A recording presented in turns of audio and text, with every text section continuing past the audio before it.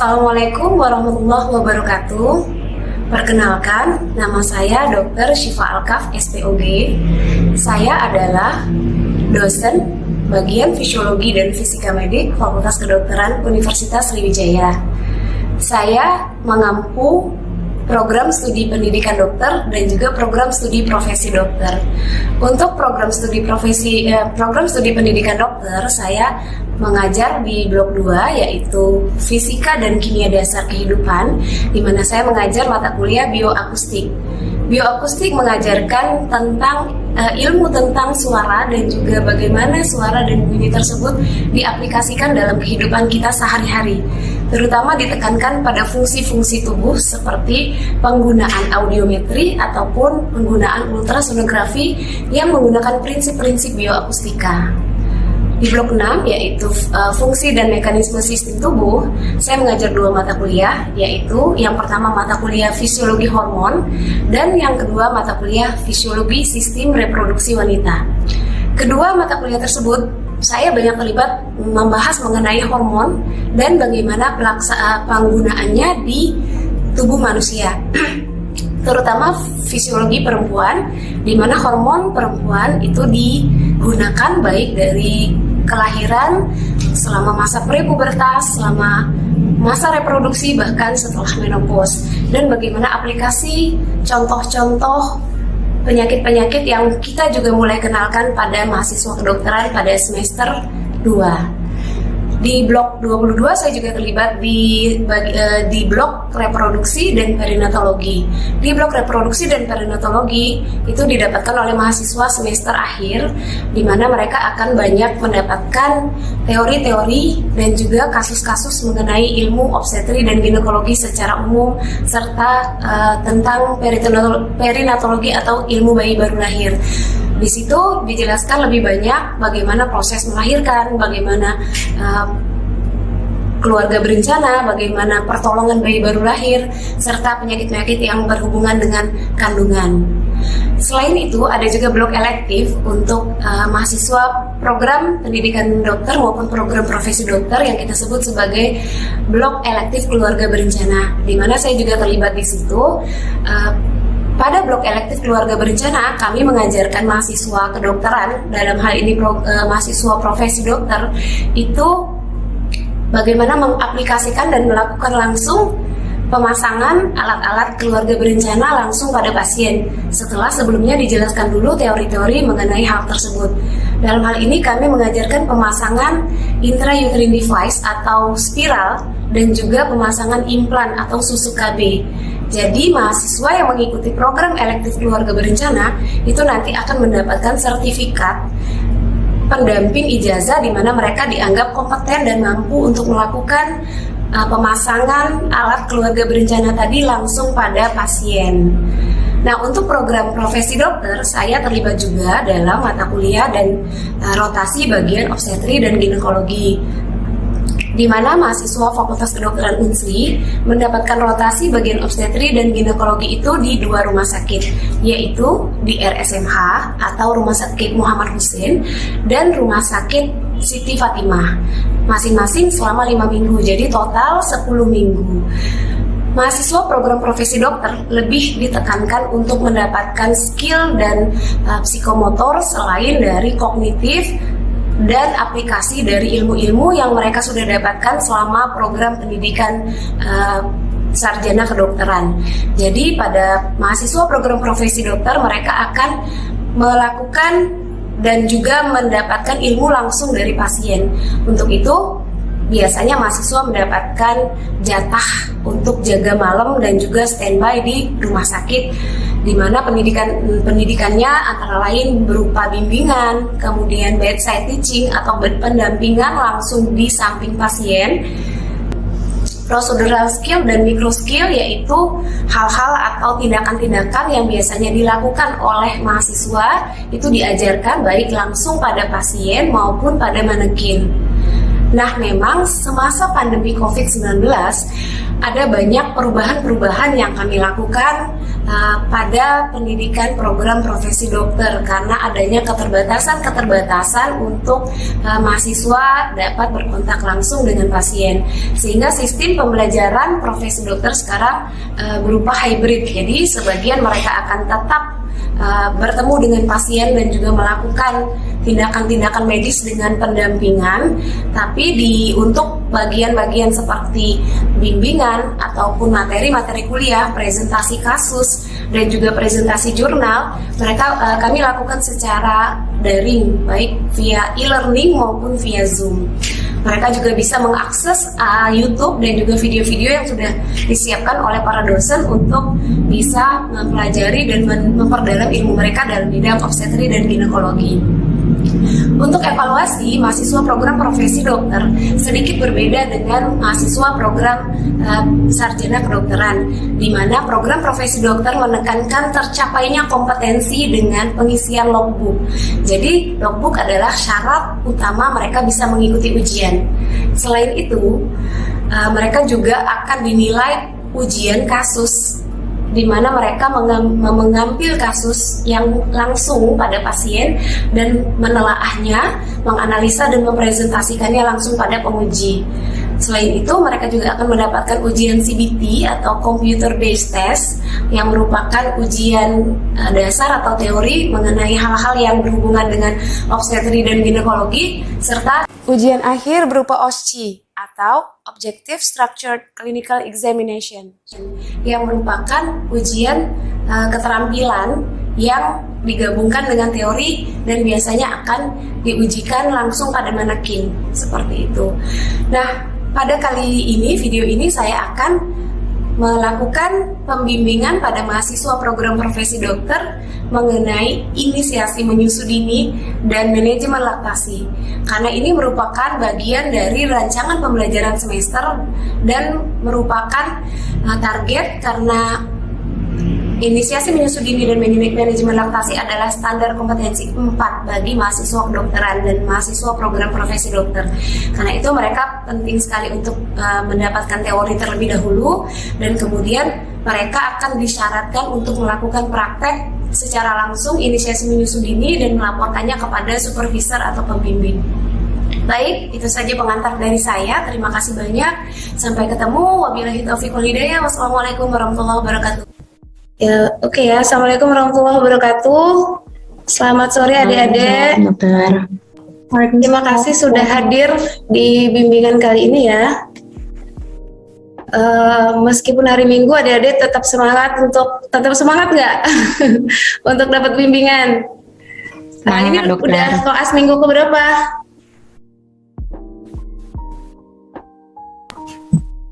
Untuk di stase objin ini minggu pertama, dokter. Dari minggu pertama ya? Berarti masih fresh dong ya? Tapi kayaknya ini udah stase keberapa nih? Rata-rata udah stase akhir ya kayaknya ya? 2018 kan? Adik-adik 2016 ya? Kami angkatan 2017, dokter. Oh, 2017. Berarti masih baru setengah jalan ya, kurang lebih ya? Iya, dokter. Oke, ya. Mungkin kalau ada yang belum kenal, perkenalkan, nama saya Syifa Alkaf, SPOG. Jadi hari ini kita akan membahas mengenai inisiasi menyusu dini dan manajemen laktasi deh ya. Tapi karena ini sifatnya bimbingan, jadi lebih ke kayak cuma sharing, dan kemudian nanti kalian bisa aplikasiin. Kalau saya sih berharap nanti kalian semua masing-masing coba ke pasien yang melahirkan. Jadi semua harus punya data untuk siapa pasien yang sudah dicobakan untuk melakukan inisiasi menyusu dini. Tapi syaratnya pasiennya harus bayinya stabil dan ibunya juga sehat gitu ya. Oke, saya absen dulu ya. Wira, Veronica. Hadir, dokter. Sarah. Hadir, dokter. Nurul. Hadir, dokter. Yuriza. Hadir, dokter. Sandora. Hadir, dokter. Aldi. Hadir, dokter. Dwi Puspa. Hadir, dokter. Dan Muhammad Rifki. Oke, thank you. Hadir, dokter. Sekarang saya coba share screen dulu ya. Oh, ini dia. Apa kebaca share screen-nya udah? Sudah terlihat, dokter. Terlihat ya? Oke, sebentar, saya pin dulu. Pin. Nah, ini saya start. Sorry. Ini jadi hari ini kita membahas mengenai inisiasi menyusu dini. Saya pengen share video dulu ke kalian biar ada gambaran. Disimak ya. As soon as a child is born, its natural instinct is to seek its mother's breast and begin breastfeeding. Placing your newborn in skin-to-skin contact at your breast in the first hour following birth offers several benefits for your newborn and for you. Skin-to-skin contact helps stabilize baby's temperature, respiratory rate, and blood sugar, and stimulates brain development. It also helps build a bond between you and your baby. Your newborn begins to suckle and gets the first milk, called colostrum, which is rich in antibodies and nutrients. It is sometimes called baby's first immunization. Colostrum helps prevent allergies and infection. Colostrum helps clear the first stool and reduce jaundice. Starting to breastfeed in the first hour after birth is important, even if the birth was by C-section. If you have a C-section, you can start breastfeeding as soon as you feel comfortable enough to hold your baby. As you wait, keep the baby with you, preferably in skin-to-skin contact. Ask health workers to show you comfortable breastfeeding positions. Breastfeeding can begin right away in the operating room in most cases. If your baby is born with low birth weight, but not prematurely, you can begin breastfeeding right away. Your baby may need more frequent feedings and may get sleepier while feeding. If your baby is born prematurely, he or she may not be able to breastfeed at first, but may be able to drink expressed breast milk. Every mother can produce enough milk in the first few days after birth. Babies need only a little at a time. On day 1, the stomach is about the size of a grape and can only hold about 5 to 7 millimeters at each feed. Your body can easily produce that amount. Small, frequent feeds set a healthy eating pattern. You will know if your baby is getting enough breast milk if he or she passes light-colored urine 1 or 2 times on the first day. On the second day, when more milk comes in, a baby will pass urine 6 to 8 times. By the 3rd to 4th day, your baby needs about 22 to 27 millimeters of milk at each feeding. That's the amount that would fill a stomach the size of a lemon. By the 10th day, your infant needs about 60 to 80 millimeters of milk at each feeding. Your body can easily produce this amount, filling a stomach the size of an egg. During these first days, your newborn stomach is designed to digest breast milk easily. Feeding your baby anything before you initiate breastfeeding can pose risks to your baby. Substances such as water, sugar water, honey, and baby formula are called prelacteals. These are risky because your baby lacks the enzymes to digest these. Your baby is more likely to develop food intolerance or allergies. Serious infections may occur. Your baby's stomach is filled up, leaving less room for nutritious breast milk. Breast milk takes longer to come in, delaying establishment of breastfeeding. If prelacteals, like formula, are provided using a bottle, your infant will not be as interested in suckling at your breast because it's easier to get milk from a bottle. With less suckling, you will produce less breast milk. For 9 months in the womb, your baby receives all the nutrition needed from your body. After birth, your body continues to produce the best nourishment for the baby and in the right amount.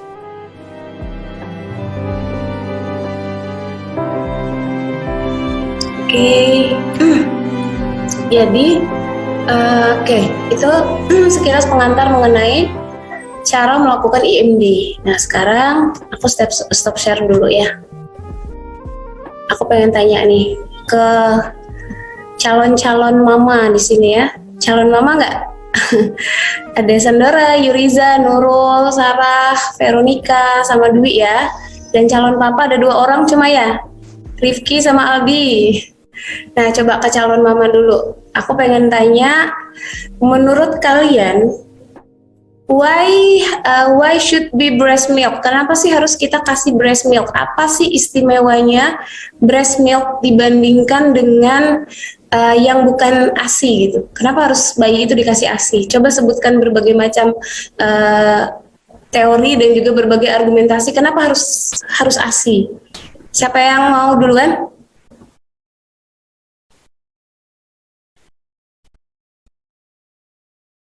Boleh langsung buka suara aja, angkat tangan aja di video.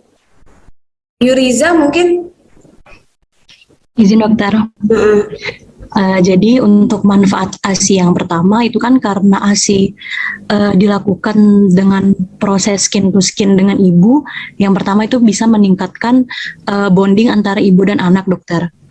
Kemudian di dalam ASI juga mengandung imunoglobulin agar mencegah bayi dari berbagai macam penyakit, dokter. Kemudian ASI juga banyak mengandung enzim-enzim agar mudah dicerna oleh bayi, dokter. Oke, bagus jawabannya Yuriza. Artinya memang hal-hal tersebut tidak terkandung pada minuman lain ya, termasuk di susu formula. Terus mungkin Nurul, dari segi ibunya sendiri, apa sih gunanya dia memberikan ASI ke bayi? Manfaat untuk ibunya? Izin menjawab dokter, mungkin kalau untuk ibunya itu membantu merangsang hormon oksitosin untuk mencegah perdarahan pada ibunya, dokter. Pendarahan pasca partum ya, postpartum berarti ya. Oke, betul, salah satunya itu. Terus apa lagi? Kemudian juga bisa mengurangi resiko untuk mengalami CA mami, dokter.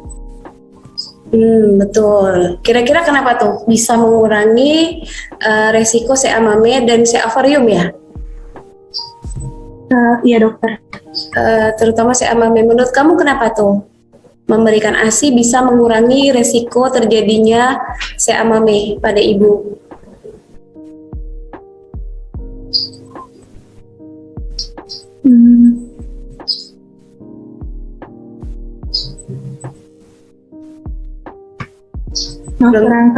Kurang tahu. Kalau yang lain mungkin Rifki kayaknya udah siap dengan mikrofonnya.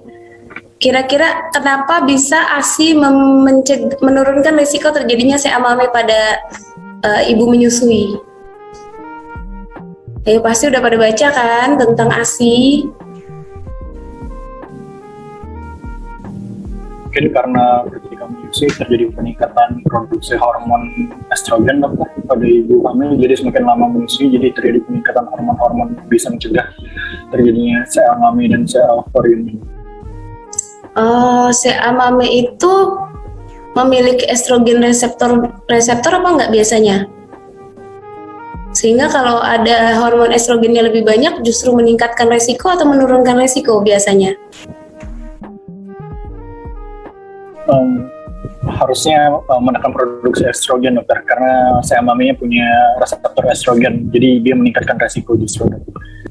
Iya, jadi pada salah satunya betul ya, secara mudah salah satunya pada CA mame kan ada CA mame itu ada 2 macam, ada yang reseptor estrogennya positif, ada yang tidak. Nah, pada yang reseptor estrogennya positif jelas karena pada saat menyusui hormon prolaktin itu sifatnya bertolak belakang dengan estrogen, makanya sebagian besar ibu menyusui terutama di 6 bulan pertama itu nanti akan tidak menstruasi karena prolaktin itu menekan produksi estrogen sehingga estrogen reseptornya menjadi tidak terlalu aktif, dan apabila menyusuinya cukup lama maka ada periode jeda terhadap rangsangan atau paparan estrogen yang berlebihan dan terus-menerus. Yang salah satunya kita tahu teori CA adalah paparan terhadap suatu zat karsinogenik, baik itu polutan ataupun salah satunya hormon yang kronis dan terus-menerus dalam jangka waktu yang lama. Nah, ketika kita menyusui, paparan tersebut dijeda, di stop, ada dipospon dulu dengan proses menyusui. Jadi di mana ketika menyusui proses paparan terhadap estrogen itu menurun, jadi ada jeda terhadap estrogen benar, sehingga recovery terhadap sel-sel mame itu membaik dan tidak sampai mengalami anaplastik seperti itu ya, karena kita tahu bahwa sel kan ada siklusnya ya, ada siklus 0, S1, S2 ya, dan juga M1 gitu ya. Jadi kalau misalnya dia terus-menerus tumbuh, terus-menerus mengalami meiosis dan juga mitosis, maka sel itu akan lebih mudah mengalami anaplastik ya. Tapi sebaliknya, jika ada jeda maka pertumbuhannya akan sedikit berkurang gitu ya. Jadi resiko anaplastiknya berkurang, kurang lebih seperti itu. Tapi oke, jadi intinya kita tahu bahwa menyusui itu memberi manfaat yang banyak sekali. Mungkin yang disebutkan kita teman-teman tadi belum semuanya, di luar sana banyak sekali manfaat-manfaat tambahan ya. Terutama adalah memang dalam hal proses psikokognitif dari bayi sendiri. Artinya bayi yang mendapatkan ASI itu juga memiliki proses neurologis dan juga kognitif yang lebih baik, katanya seperti itu ya menurut penelitian. Karena memang proses bonding yang terus-menerus dengan ibu, rangsangan yang terus-menerus ya, rangsangan baik indera mata, sentuhan itu kan di awal-awal kehidupan itu sangat baik untuk perkembangan sinaps dan otak janin. Seperti itu ya. Nah, kita sama-sama setuju. Sekarang permasalahannya inisiasi menyusu dini. Adik-adik kan tadi sudah melihat tuh videonya. Bagaimana inisiasi menyusu dini itu dilakukan secara langsung. Artinya ketika bayi baru lahir tidak dilakukan apa-apa dulu. Jadi tidak dimandiin dulu, tidak dibersihin timbang gitu ya, injeksi vitamin K, kemudian memberi salep mata dan sebagainya, atau foto-foto, tapi langsung diletakkan di dada ibu secara skin to skin, artinya tanpa alas, baru kemudian ditutup dengan handuk ya. Tadi videonya nggak ada handuk, mungkin itu animasi ya supaya biar lebih mudah, tapi aslinya harus dikasih handuk dan ditutup. Nah, seperti ini ya. Dokter punya boneka bayi nih, ada boneka bayi.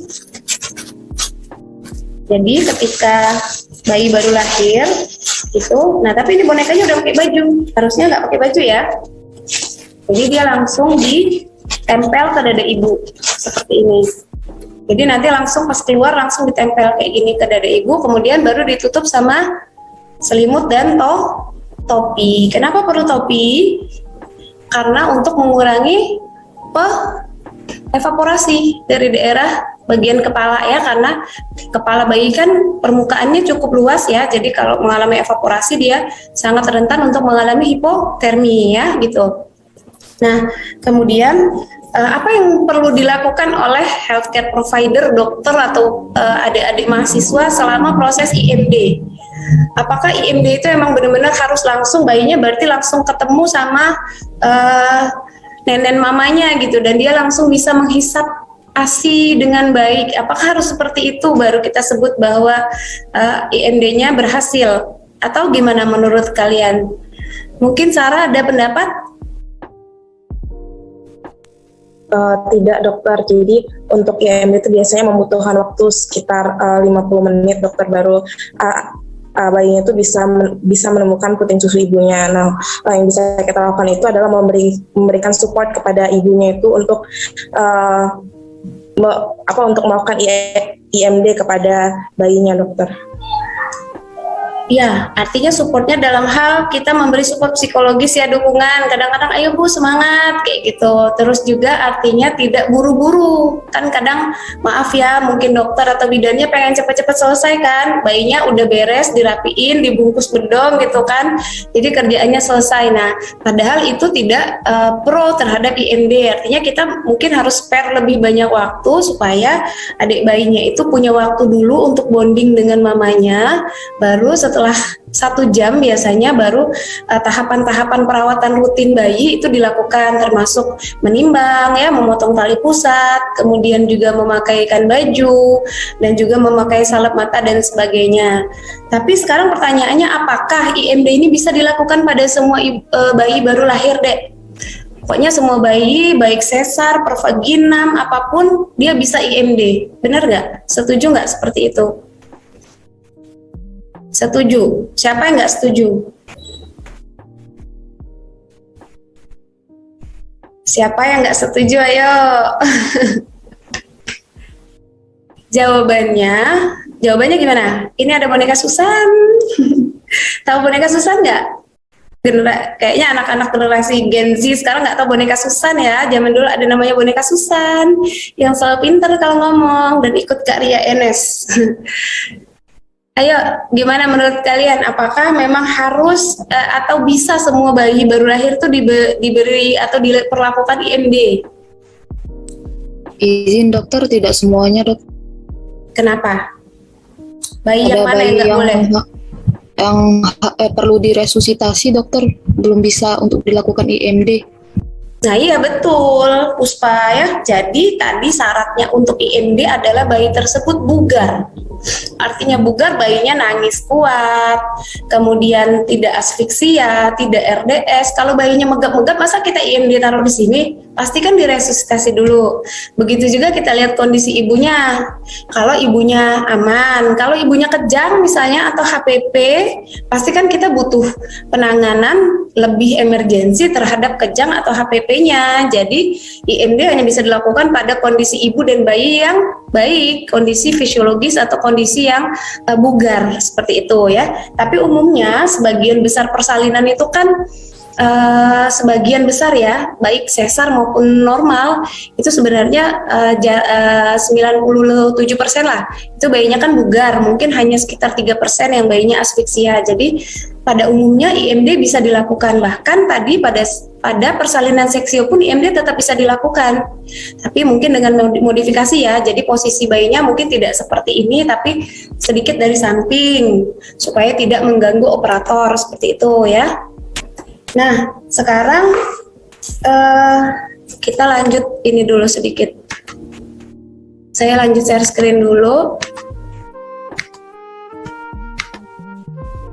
Bagaimana sih posisi, aku pengen ngajarin bagaimana posisi menyusui yang benar. Nah, sebagian ibu hamil, udah kebaca, udah kelihatan? Sudah terlihat dokter. Ada ya. Sebagian ibu-ibu baru nih, mami-mami muda ya, mamah muda gitu. Itu mereka belum tahu bagaimana cara menyusui, bagaimana cara memberikan ASI. Jadi ketika setelah IMD kan biasanya akan lanjut untuk proses menyusui atau breastfeeding. Nah, kalau salah dalam posisi breastfeeding, maka seringkali ini akan menjadi penyebab kegagalan ASI.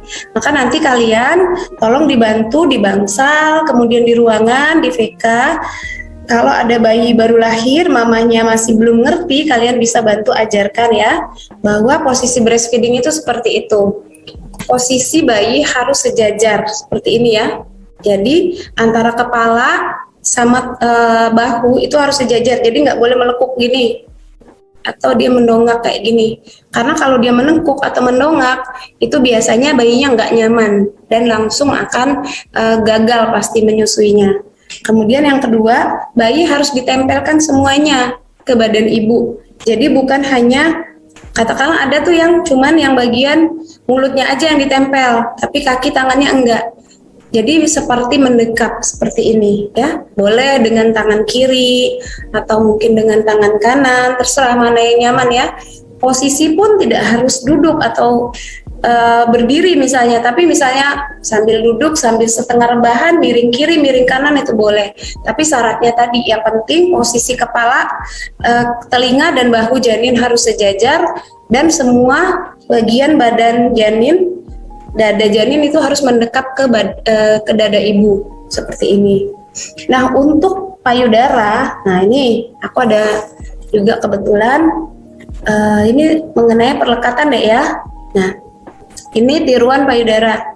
Jadi untuk bayi terutama bayi baru lahir, biasanya mereka tidak terlalu paham, maksudnya belum punya insting yang cukup kuat bagaimana cara menyusu ya. Jadi kadangkala bayi itu hanya menyusu dari seperti ini, hanya mulutnya itu menempel di puting. Nah, seperti gambar ya. Kalau dia hanya menempel di puting, biasanya hisapannya tidak optimal. Dan selain itu akan rentan banget puting susu lecet. Jadi biasanya ngisepnya cuma sebentar, yang diisep sedikit dan puting susunya lecet. Jadi kalau sudah seperti itu, ibunya nyerah, nggak mau memberi ASI lagi dan bayinya nangis, udah langsung terbentuk mata rantai seperti itu, udah biasanya gagal menyusui. Jadi nanti tolong diingatkan ke pasien-pasien kalian bahwa yang masuk ke mulut bayi itu bukan puting yang di sini, tapi semua bagian hitam ini. Tuh, kalian lihat gambarnya. Jadi semua bagian hitam masuk, jadi mulut bayi itu menganga, membuka seperti ini dan menangkup semua bagian areola atau bagian hitam dari payudara. Bukan hanya bagian puting susu. Karena kalau bagian puting susu, biasanya payudaranya akan lecet dan ibu akan kesakitan. Itu hal yang perlu banget kalian ingat ya.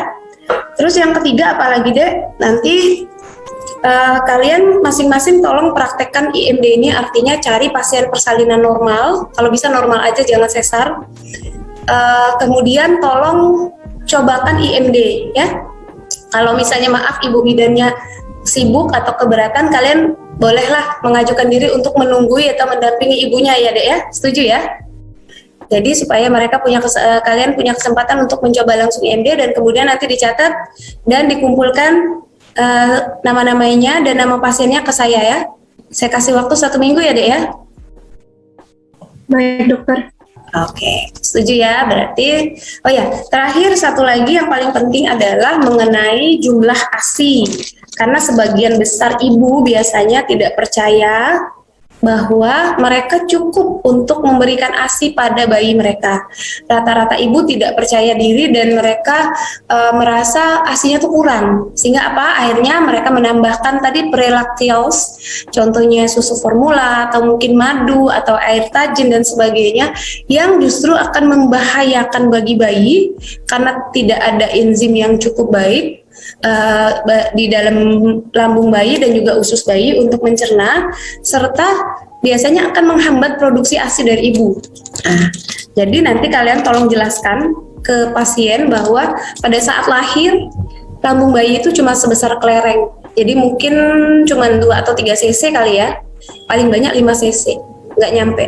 Jadi kalau misalnya ASI ibu keluarnya hanya berbentuk kolostrum kecil-kecil seperti itu sebenarnya nggak ada masalah. Itu sudah cukup untuk bayi baru lahir sampai dengan 3 hari. Kemudian setelah 3 hari biasanya akan sedikit membesar seperti ini. Tuh, sudah sebesar kelereng tapi yang sudah lebih besar. Nah, kelereng ukuran ini biasanya 10-20 cc bayi ibu keluarkan ASInya itu di hari ketiga baru 20 cc-an dan ibu merasa itu terlalu sedikit. Padahal 20 cc itu cukup untuk mengisi lambung bayi di usia 3 hari.